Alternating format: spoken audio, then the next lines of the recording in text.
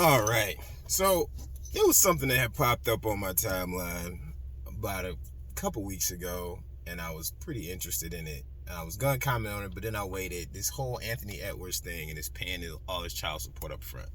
So I held off and went back, did a little bit more digging into it, and so originally they were saying that he paid $1,080,000 up front to cover 18 years of child support. Now it's some more information starting to come out saying that that's not true. So I'm still not 100% sure if it was something he offered and it was rejected, or if it never happened at all. But here's why I want to talk about it, for several reasons. One,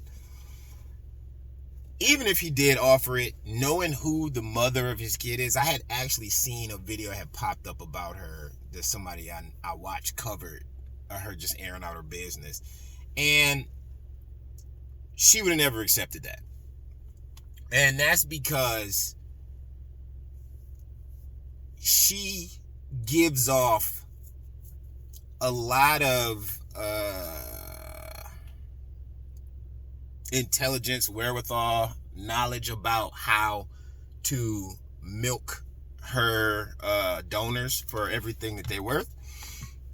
And if anybody who knows a little bit about child support knows that when your income rises, your support rises. So even if they had calculated it at, I think they were saying $5,000 a month now, and that could go up over the next 18 years, and there's no way she will opt out of possibly going back to get an increase. So she wouldn't have agreed to it anyway, I don't think. And I don't know if there's a way. I mean, I guess you probably could just do it and throw it in an account, but who knows? The other part about it that I think that really caught my attention about it is this: if this was true, or if this ever happens, it will ruin child support forever thereafter. Because the mantra that women always like to spout in this is, it's for the children. Sorry, that's not true.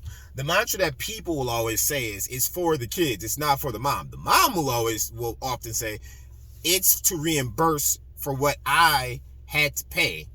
The people who know more than anything know that it's more often than not, to reimburse what the state has already paid to that person, except for in wealthy people cases like this one. But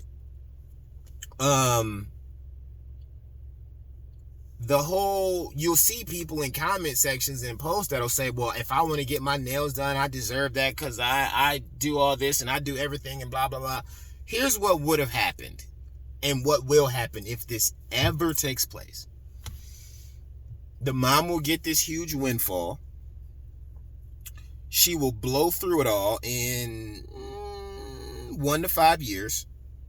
She will then try to go back to court to get more. Depending on how well the lawyers did, she will most likely get denied. She will most likely fail at financially supporting the kid. And then people will forever be able to go back and say, see, look, this isn't supporting the kids because when we paid it, we saw how it played out over a time span. And then the court system, who makes the money off of it, will still not accept that example. What they would then do instead is say, we're not going to allow people to pay it up front so that this never happens again.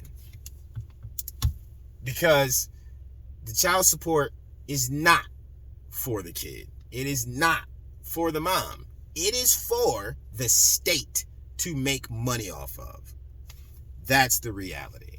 And if you really want to challenge if that's the reality or not, then ask anyone who's ever been on support that paid it directly to the child, or even just handed it cash directly to the mom. Ask them what happens when they take that to court. The court will say, doesn't count. Now, why wouldn't it count? If the mom is supposed to get a certain amount of money in a certain amount of time for a certain amount of kids, and she got it, why wouldn't it count if it didn't route through a certain channel first? Oh, well, maybe because of fees, fines, taxes, etc., and percentages that get cut out or from it. That's why. That's why it won't go anywhere. It won't be adjusted, and it will never be made to err in favor of the payer. It's always made in favor of the payee, and what you don't realize is the payee is not the family, it's the state. Look it up. I believe it's marked at $1 billion industry. And I can give this example to close it out. It's a popular case on YouTube. Guy goes to court. They want to assess child support. He bought a house. He put the mom in it. He put both girls in it. He paid all the bills in the house.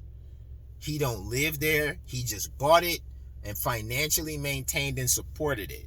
Whenever the girls needed something, they could call him. Boom, boom, daddy, I need this. No problem. If the mom needed something, boom, boom, hey, can you help me out? No problem. And he did this for about a decade. They decided, hey, you haven't had child support assessed, and we need to get an order in place. They go into the court. The wife, or not the wife, the ex-wife, the mom, she tells them, we live in the house, he pays all the bills, and whenever we need money, we can get it. He tells them, I can show you all the bills, I have all the receipts, I have the lease papers, I have this, I've maintained everything. They are supported. Judge says, well, unfortunately, none of that counts. That's just a gift. You did that out of the kindness of your heart. You still owe back child support for all those years because it did not come through the court. And so he said, well, in that case, I might as well just sell the house, stop doing that, and just go through you. And then they said, well, that would be a horrible thing to do, to not take care of your kids. And he says, but I am taking care of them, and you're telling me that it doesn't count. He was like, well, you should still take care of your kids and do what's right for them and not take away from them because you don't like what the court says.